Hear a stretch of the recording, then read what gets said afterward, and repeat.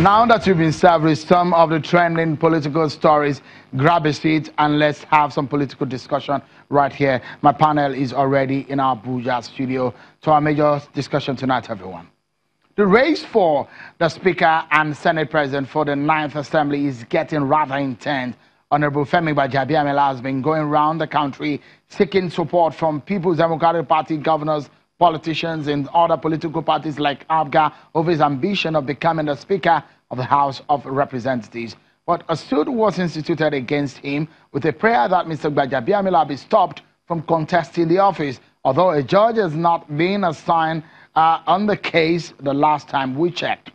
Yesterday on the program, there was a discussion with my guest, and there was a debate between both of them on whether Honorable Femi Gbajabiamila had paid the legal fees for which he was sued by the Falana Chambers. But Channel Television can confirm to you that information coming from the Falana law firm that the law firm had filed a suit for discontinuance of the suit and implications that the majority leader may have resolved the issue with the law firm. That's how much that we know.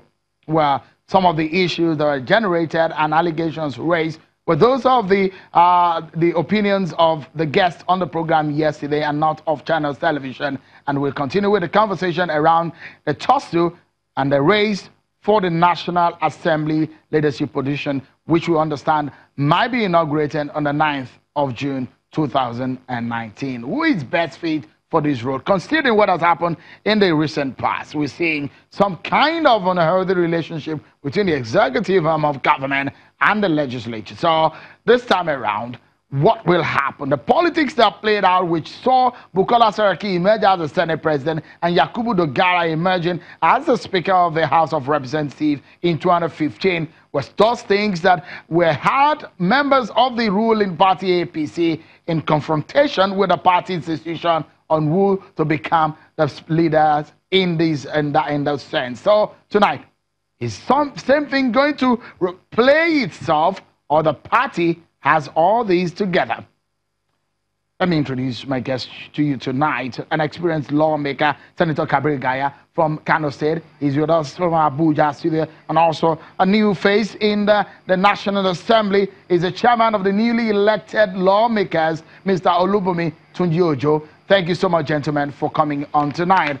Let me perhaps turn to you quickly, Senator Gaya. Let me get your reaction. You are a senior member of the APC, a chieftain of the APC. Your immediate reaction on what happened in the at the Supreme Court today, the Zamfara ruling. Your party is getting a fall for it. How sad could this be?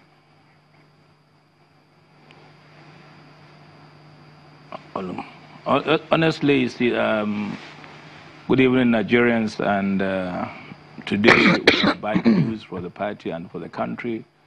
And from Zamfara State, from Ekiti State, we had a good news that the Supreme Court had ruled. But in Zamfara State, we are not happy at all. The Supreme Court had ruled that we can be there couldn't be anybody from APC to be either a senator, a governor. It's just unfortunate. And I think we have to look inwards to see what really happened internally within our party and see how we can avoid this kind of crisis. You know, we had these problems in Imo State. We had similar problems in Adamawa State. So the party need to look clearly into this. Even on those states, we have to look clearly into this matter so that we can avoid getting into problems with us working hard. Like in Zamfara, the APC won the election. But unfortunately, because of the problem internally within the party, the Supreme Court ruled against us. So I think we just have to look internally within our party to find that we can avoid this kind of crisis. Let me also get properly. Yeah, let me get also the views of Honorable Olubunmi Tunji-Ojo on this one. The similar thing has happened to your party in Imo State. Similar thing has happened to your party across other states, and now it's happening in Zamfara State. And this signal has emerged way in Ogun State. Similar thing has emerged before the election. And going forward, especially for the National Assembly tussle, the race for the leadership in the National Assembly, is your party falling apart? Well, thank you so much. I want to let you know the party is still as united as ever, and the party is waxing stronger. At times like this, as distinguished senator said, is a time for sober reflection based on the Supreme Court judgment of today with regards to Zamfara State. It's a time when the party must come up and have what we call a SWOT analysis. We must really analyze the system. We must know where we got it wrong, what needs to be corrected in case of another time. It's painful. It's a sad day for us as a party because Zamfara has always, is our stronghold, has always been 100% progressive from the onset. So losing a state of that magnitude, a state that has been faithful to our ideology over the years, is extremely painful. But nevertheless, there's no point crying over spilled milk. Supreme Court has ruled. As a party, we must go back to the drawing board and ensure that this type of thing does not happen again. That's about Zamfara. And as with regards to your question, with regards to leadership position of the National Assembly, I want you to know, lightning will not strike twice in quick succession. It will not happen.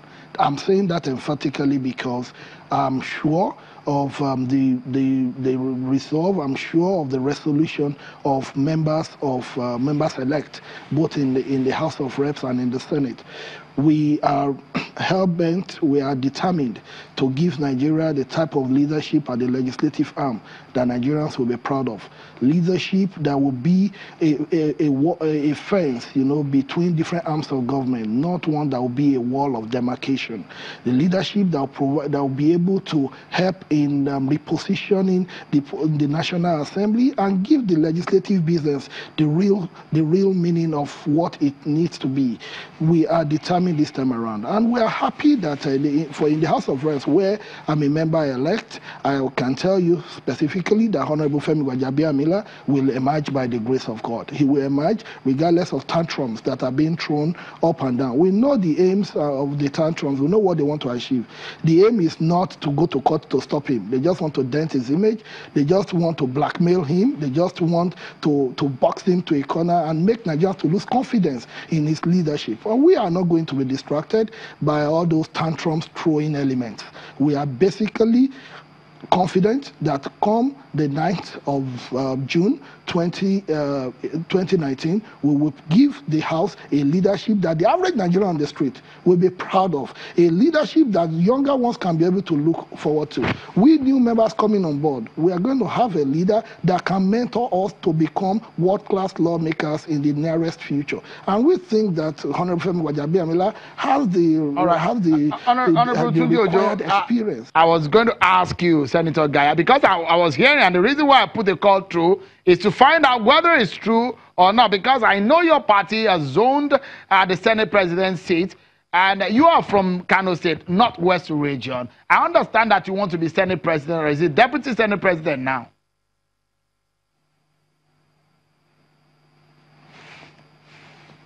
Okay, so I think, yes, the party has zoned the Senate President to the Northeast and the Speaker to the Southwest. And I think during the negotiation, the Deputy Speaker now comes up from the North Central. We look at the trend of the election in Nigeria this time that voted President Buhari into office is mainly produced by 4 zones.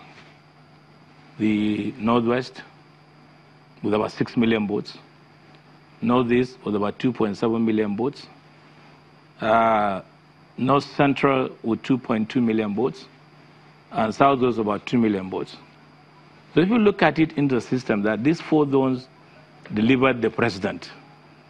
And I think whatever the case, in the next 2023, you find that the election of 2023, President Buhari will not be there.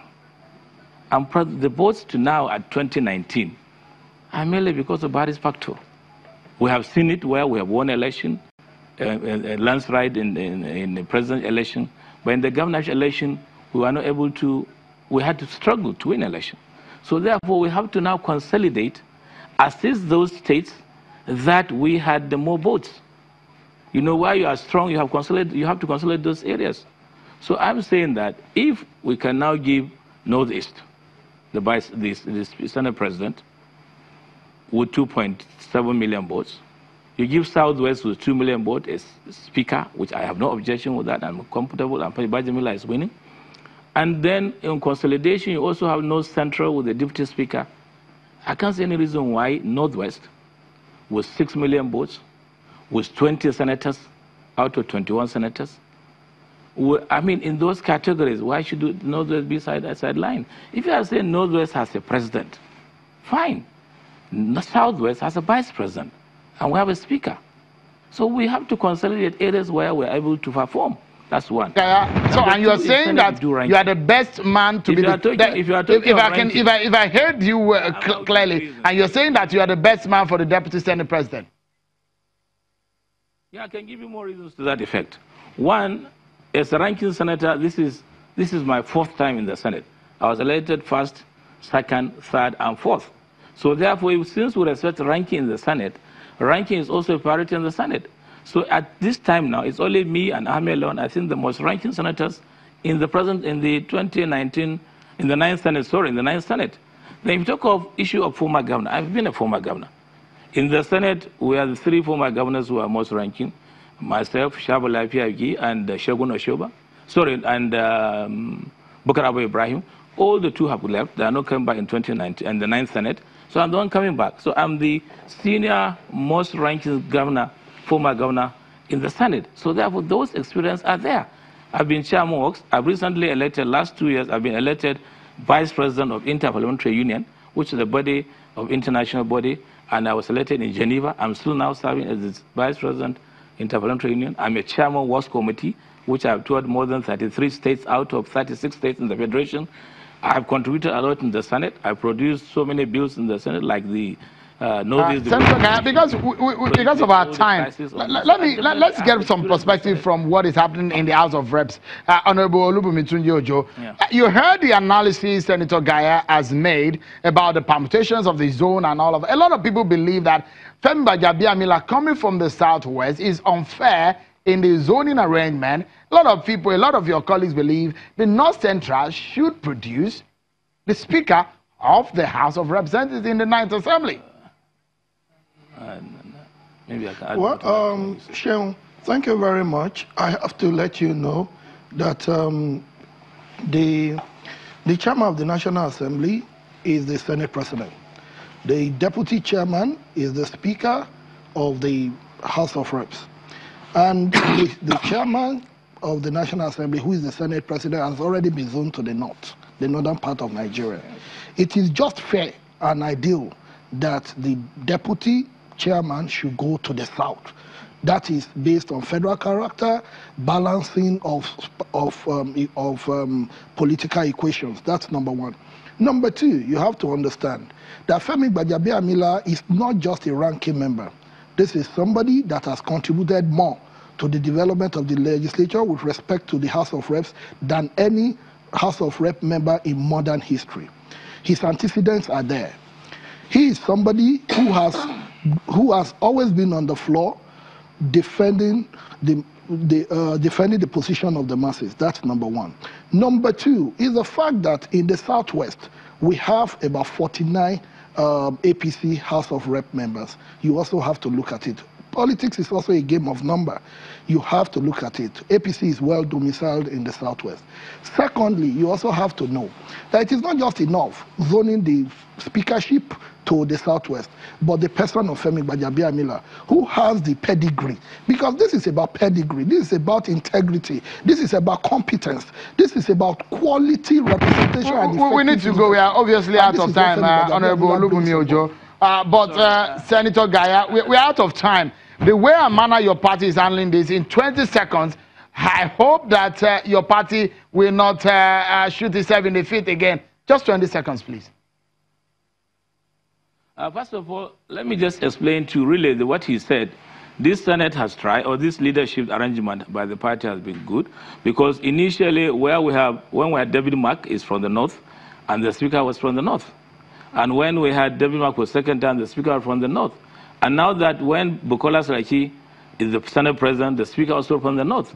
But this time we said, okay, the Senate President is coming from the northeast, with Ahmed Lawan, and then from the Southwest was Abed Miller. So that means there is a balance between North and South. So when people are saying, now you look at the Deputy Senate President should come from somewhere else other than Northwest, I think it's not being fair to the party itself. It's not being fair to how we would like to consolidate the party in the future. So I believe this arrangement, if they don't allow us, the Northwest, to produce the Senator Gaya, we are obviously out of time, but I must sincerely thank you, former governor and a ranking senator, Senator Kabiru Gaya. Thank you so much for talking to us. Honorable Olubunmi Ojo, the chairman of the newly elected lawmakers. Thank you, gentlemen, for coming on tonight. Well, it's Friday, everyone, and I guess that you have plans for the evening. But that's our show, and that's our plan on the show today. Thanks so much for watching. I'm Sean Wakimale. Bye-bye.